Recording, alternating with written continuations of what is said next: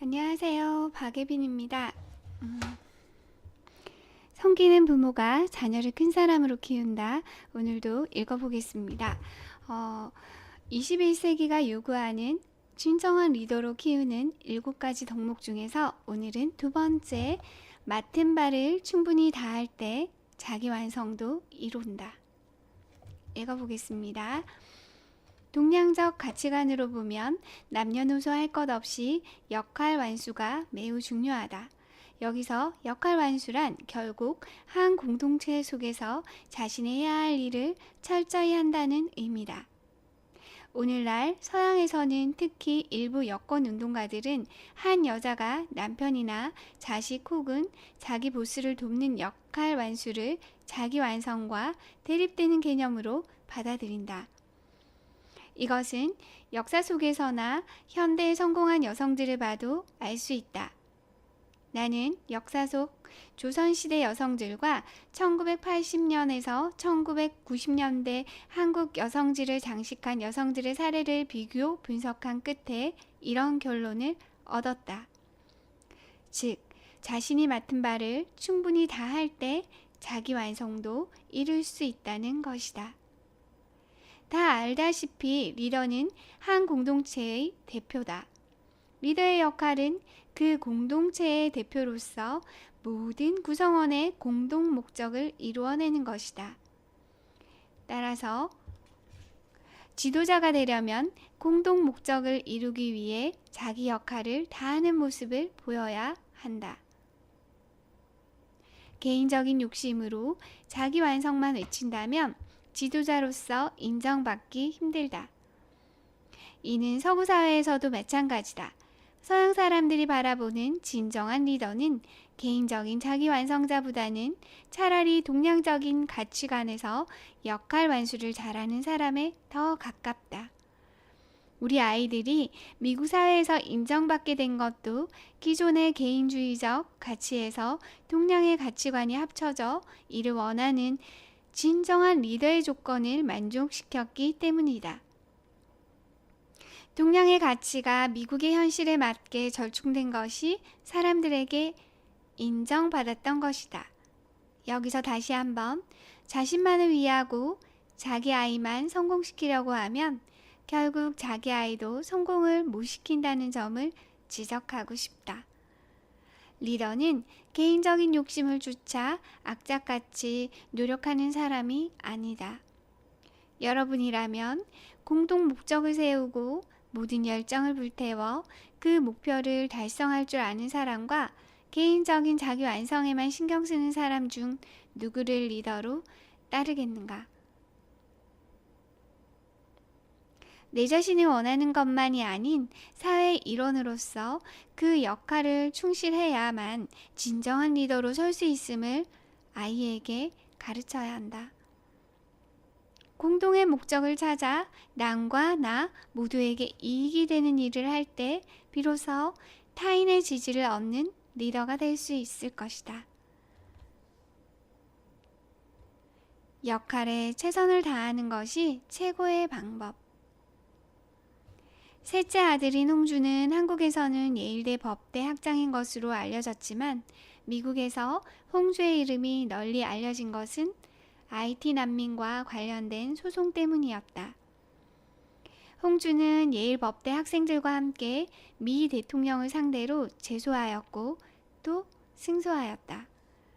홍주는 그 일을 통해 원칙을 연구하는 학자로서 그 원칙을 지키기 위해 목숨을 걸고 투쟁하여 역할을 완수함으로써 자아 실현이라는 것이 무엇인지 보여주었다. 정말 멋있어요. 그쵸? 홍주가 리더로서 성공한 데는 물론 기본적으로 실력이 바탕이 되었다. 홍주는 공익관계법의 최고 권위자인 워싱턴의 카빙턴 앤 벌링 법무사무소에서 변호사로, 대법원에서는 블랙먼 대법관의 보좌관 서기로, 국무부 인권차관보로 일했다. 또 대학 교수로 학생들을 가르치면서 다양한 경험을 쌓았다. 그러나 이런 경험이 있다고 해서 똑똑한 사람들이 모인 법대.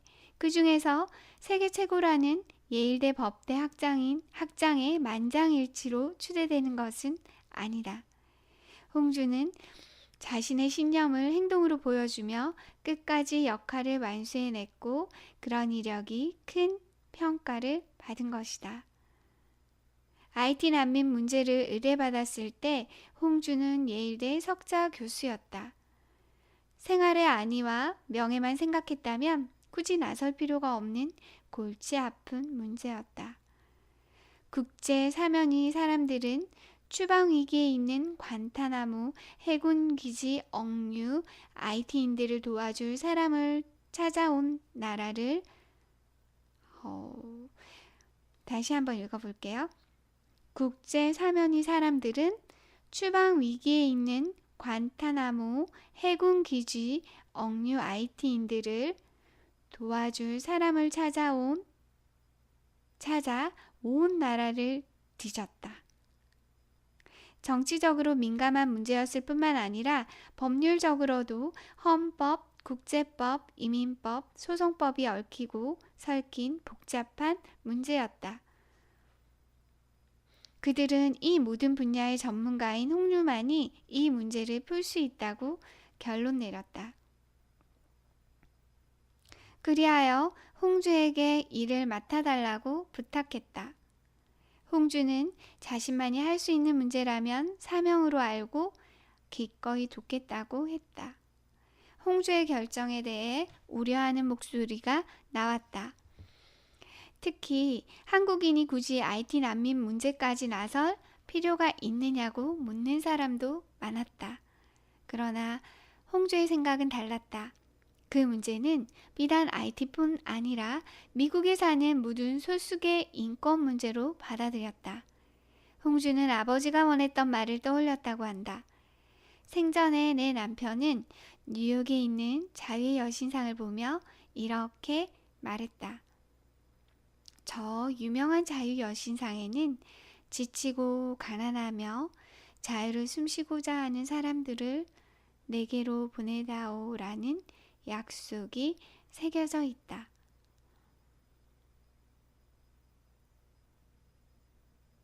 홍주는 자유의 여신상에 새겨진 그 약속이 미국에서 꼭 지켜져야 한다는 신념을 갖고 있었다.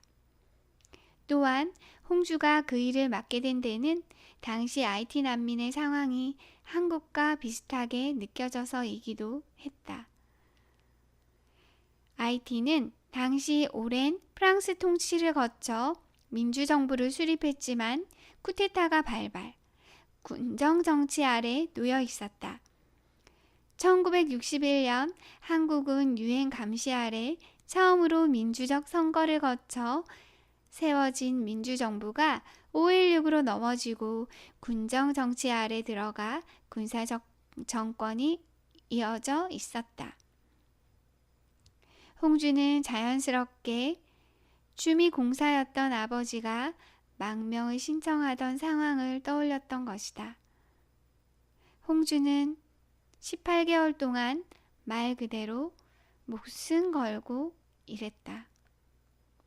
예일 법대 학생들과 몇몇 변호사들을 비롯한 법조계 사람들 80여 명이 총 2만 시간이 넘게 자원봉사를 했다.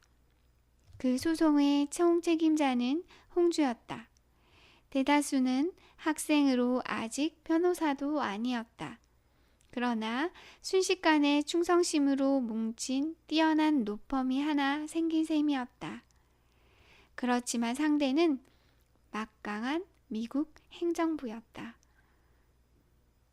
그렇게 홍주는 부시 정권과 클린턴 정부를 상대로 승산 없어 보이는 소송을 제기했다. 게다가 아주 위험한 소송이기도 했다. 만약 그 소송에서 질 경우 홍주는 $10,000,000라는 어마어마한 벌금을 치러야 할 판이었다. 당시 예일대 법대 교수의 보험금은 최대치를 올려잡아도 $1,000,000에 지나지 않았다. 만일 소송에서 진다면 돌이킬 수 없는 파산만이 기다리고 있었다. 개인적인 위협도 홍주를 압박했다. 정부 상대로 대통령에게 소송을 걸어서였는지 출처 모를 곳으로부터 생명을 위협하는 전화도 많이 받았다. 그 전까지 홍주는 가만히 있어도 편히 살 수 있었고 승급도 보장된 상태였다. 자칫 홍주의 가족들까지 희생당하게 될지 모른다는 생각에 두려웠다. 객관적으로나 개인적으로나 불리한 상황이었다. 그러나 홍주의 부인 크리스티, 홍주님의 부인 크리스티 님도 가난한 사람들을 돕는 변호사였대요. 크리스티는 꼭 해야겠다고 생각하면 하세요라고 남편을 격려했다. 이 사건은 엎치락 뒤치락하면서 대법원까지 가게 되었다. 결과부터 말하자면 홍주는 제기한 4가지 소송 가운데 3가지를 이겼다. 먼저 2가지 항목에서 승소 판결이 나자 마지막 항목에 대해 홍주 쪽으로 정부 상대로 벌금 1,000만 달러를 걸고 소송을 제기했다.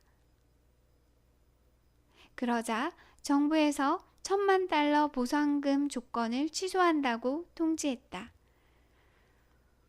우리는 대법원의 최종 판결이 있던 날을 잊지 못한다. 홍주는 아버지의 넥타이와 허리띠를 하고 법정으로 갔다. 그 중대한 판결에 자유의 여신상에 새겨진 약속을 들려주시던 아버지의 보살핌이 필요했기 때문이었으리라. 그러나 소송은 홍주에게만 의미 깊었던 것은 아니었다. 판결이 있기 전날 밤 대법원 광장에서는 진풍경이 벌어졌다.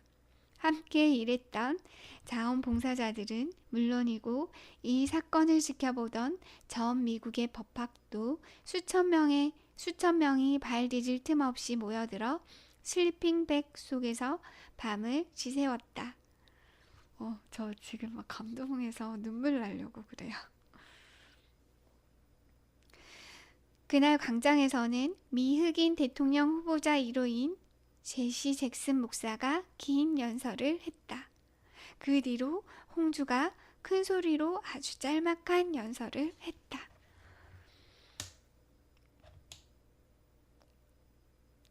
당신은 홀로코스트에서 죽은 유태인을 아십니까? 그러면 당신도 IT인입니다. 당신은 인종차별을 받은 적이 있습니까? 그럼 당신은 IT인입니다. 당신은 자기가 하지도 않은 일을 순전히 남과 다르다 하여 억울함을 당한 적이 있습니까? 그럼 당신도 IT인입니다. 홍주가 질문 하나하나를 끝낼 때마다 관중들도 홍주를 따라 나도 IT인이다 라고 외쳤다.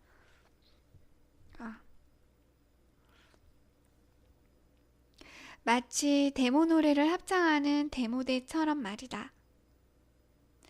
제시 잭슨 목사도 이 같은 광중의 호응에 놀라는 듯 했다. 관중의 마음을 움직인 것은 웅변술이 아니라 홍주의 열띤 목소리에 담긴 진실이었던 것이다. 이 말 너무 좋아요. 관중의 마음을 움직인 것은 웅변술이 아니라 홍주의 열띤 목소리에 담긴 진실이었던 것이다. 목소리에 담긴 진실. 그것이 사람들을 움직였던 거겠죠. 아침이 되자 그들은 법원으로 들어가는 홍주를 에워싸고 헤럴드 홍주고를 외쳤다. 이 판결이 난민 문제가 곧 인종 차별 문제임을 판가름해 줄 수 있었고 과연 정치적 타협이 아닌 미국 법의 해석만으로도 해결될지가 사람들의 관심거리였기 때문이다. 백악관은 은근히 압력이 있었다. 미 법무성 직원들도 다방면으로 이 소송을 중지시키려고 아슬아슬한 줄다리기를 펼쳤다. 미국 역사상 중요한 판결이었기 때문이다. 재판 결과 관타나모에 억류돼 있던 IT인 310명이 미국으로 입국할 수 있었다. 법대 교수와 학생들, 아직 변호사 시험도 치지 않고 법관도 되기 전에 학생들이 법으로 투쟁해서 미국 정부를 이긴 이 사건은 역설적이게도 미국 법에 위신을 세운 셈이 되었다. 당시 정부 측에서는 A조 환자가 많다는 식으로 이런저런 조작을 해서 그들을 입국시키지 않을 구실로 삼기도 했다. 지난 가을 이 판결과 관련된 Storming the Court라는 책이 출판되었다. 나는 이 책을 크리스마스 선물로 받아 읽었다. 소송에 함께했던 학생 변호사이자 작가가 되어 7년간 연구하고 조사한 끝에 발간한 이 책은 지금 한국에서도 잘 알려진 영화 하버드대의 공부벌레들을 만든 위너 브라더스사의 영화로 만들고 있다. 홍주는 영화사에 자기 역할을 할 배우는 반드시 동양인이기를 바란다는 입장을 표명했다.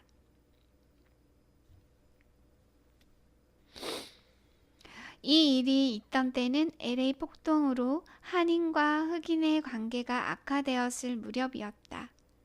그래서 한국계 미국 학자가 흑인을 도왔다는 사실을 더욱 신기하게들 생각했다. 이 사건이 밤늦게 흑인들의 라디오 전파를 탔다는 소식이 들리기도 했다. 홍주는 법을 소중히 하는 사람으로서 인종차별이 불법임을 대내외적으로 확인시키는 작업을 사명으로 삼아 최선을 다했다는 것에 큰 보람을 느꼈다. 또한 학생들을 가르치는 교수로서 국적, 인종, 성, 기타 모든 장벽을 넘어 이 사건에 동참한 많은 젊은이들에게 원칙을 위해 투쟁하는 정신과 법적인 가르침을 주었다는 것에 큰 자부심을 느끼고 있다. 이 소송이 계기가 되어 홍주는 5년 뒤 클린턴 정부의 인권 차관보로 나아가게 된다. 상식적으로 보면 클린턴 행정부에 맞서 곤란하게 만든 당사자에게 있을 수 없는 일이었다. 그러나 소송과는 별개로 행정부는 홍주의 실력과 끝까지 신념을 굽히지 않고 정의 추구에 최선을 다한 것을 높이 평가했던 것이다. 처음에는 임용을 거절하던 홍주도 미국의 인권 정책을 강화하려면 당신 같은 사람이 필요하다는 그들의 끈질긴 설득을 받아들였다. 학자로서, 한인 2세로서, 교수로서, 법을 소중히 여기는 시민으로서 홍주는 제 역할을 다했다. 그리고 그에 맞는 보람을 얻었다. 홍주는 거기에 만족하지 않고 지금도 대법원에 올라가는 많은 법적인 문제들에도 적극 관여하고 있다. 홍주가 남보다 실력이 낮다는 말에 만족하고 개인적인 자기 완성만을 목표로 했다면 지금 같은 큰 일을 하지 못했을 것이다. 또 리더로서 지금과 같은 존경도 받지 못했을 것이다. 그때 그를 도왔던 학생들 가운데 6명이 대법원 보좌관에 올랐고 이제는 미국 각처에서 뛰어난 인권 변호사로 활약하고 있다. 전 예일대 윌리엄 슬론 코핀 목사는 스토밍 더 콜트의 서평에 다음과 같이 썼다. 존 러스킨의 말에 우리의 노력에 대한 가장 값진 보석은 노력 끝에 얻게 되는 무엇이 아니라 그 과정에서 만들어지는 우리 자신의 모습이다. 라는 말이 있다. 예일 법대생들과 그들의 총명한 교수는 감금당한 IT인들에게 자유를 안겨주고 모두 영웅이 되었다. 이 책은 그중 한 학생이 쓴 이야기로 대단히 아름답고 감동적이다. 나는 이 말을 이렇게 해석하고 싶다. 봉사란 봉사를 받는 사람보다 봉사하는 사람이 더 크고 깊은 은혜를 받는 일이라고. 홍주는 인터뷰할 때마다 이렇게 자기를 소개한다. 저는 한국계 미국인 변호사이자 교육자이며 학자입니다. 이 모든 역할을 다 즐겁게 할 수 있으니 행운이지요. 이 말에서 홍주 자신이 여러 역할에 대해 명확히 인식하고 있는 리더라는 사실이 드러난다. 그런 인식을 하고 있으니 매 순간 여러 역할에 대해서 소홀히 할 수 없는 것이다.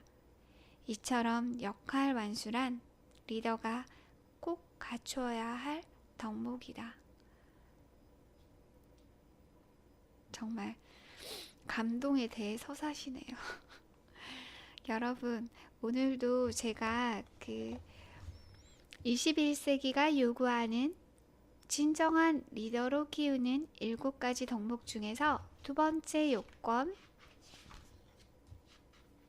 맡은 바 역할을 충분히 다할 때 자기 완성도 이룬다. 읽어드렸습니다. 전혜성 박사님이 쓰신 책이잖아요. 저는 이 책 정말 좋아합니다. 여러분들도 훌륭한 자녀를 키우기 위해서 이 7가지 덕목 엄마가 먼저 인지하고 계시고 아이들을 키울 때 참고로 하셨으면 좋겠어요. 지혜로운 엄마, 현명한 엄마, 바로 여러분입니다. 저와 함께 하루하루 성장해 나가시길 바랄게요. 감사합니다.